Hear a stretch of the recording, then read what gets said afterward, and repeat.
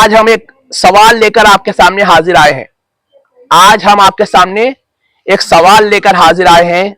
वो सवाल ये है कि क्या हम मैसेज के जरिए, मेल के जरिए या व्हाट्सएप पे मैसेज के जरिए किसी से क्या हम माफी मांग सकते हैं?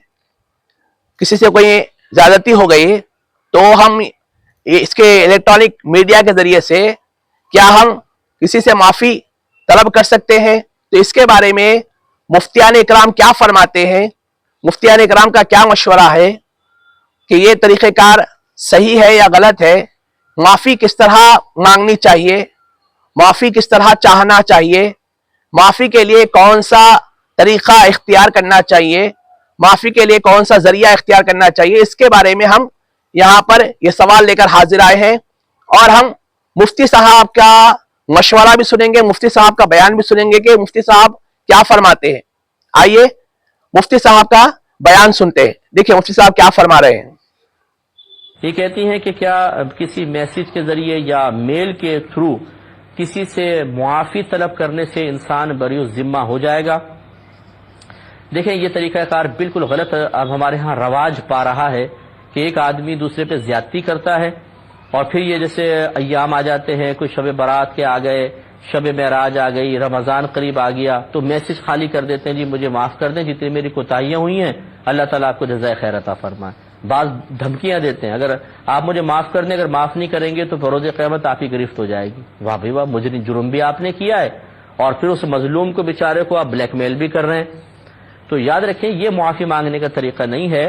शरीयत ने मुआफ़ी मांगना रखा ही इसलिए है कि जब आप किसी पर जुल्म और ज्यादती कर लेते हैं तो नफ्स सरकशी इख्तियार करता है, तभी ऐसा होता है। अब नफ्स को जिल्लत भी महसूस होनी चाहिए और जिल्लत उसी वक्त महसूस होगी जब आप सामने आकर मुआफ़ी की कलिमात उसके सामने कहेंगे। हम अपनी असल में ये नाक ऊंची होती है और नफ्स ये पसंद नहीं करता कि मैं किसी के सामने जाकर इस तरह मुआफ़ी की जिल्लत को बर्दाश्त करूं, तो वही मशवरा देता है बस एक मैसेज कर दो, ठीक है। सामने माफी मांगना और मैसेज पे माफी मांगना जमीन आसमान का फर्क है। मेल पर माफी मांगना जमीन आसमान का फर्क है। हाँ, अगर ऐसा है आप बाहर के मुल्क में हैं, वो दूसरे मुल्क में है, जाना मुमकिन नहीं, मुलाकात मुमकिन नहीं, तो फिर भी कम से कम कॉल तो कर सकते हैं ना। 50 लोगों को कॉल करते हैं तो कॉल करके फिर माफी मांगे। और अगर कॉल भी नहीं हो सकती, मिसाल के तौर पर चलें, फिर इस किस्म के जराए इख्तियार कर लें, वरना कॉल जरूरी होनी चाहिए ताकि आप उस पर बोलें, सामने लाइव उससे मुआफ़ी तलब करें। या इंटरनेट पर अगर आप हैं, जैसे नामहरम को कोई मसला ना हो, लड़की लड़की से, औरत औरत से मुआफ़ी मांगे, मर्द मर्द से मांग रहा है, तो स्काइप वगैरह पर सामने आकर मुआफ़ी मांगे ताकि नफ्स को जिल्लत का एहसास हो और सामने वाला खुशदिली के साथ फिर मुआफ़ करने की तरफ माइल हो जाए। लेकिन ये जो आजकल हमने तरीका जारी कर दिया है, ये गलत तरीका है कि पूरे साल या पूरी जिंदगी दुख पहुंचाओ, तकलीफ पहुंचाओ और उसके बाद एक मैसेज कर दीजिए हमें माफ कर दीजिएगा। माफ करना सुन्नत है और अल्लाह ताला आपको जज़ाए खैर अता फरमाए। सुभान अल्लाह। तो ये तरीक़ा कार मुनासिब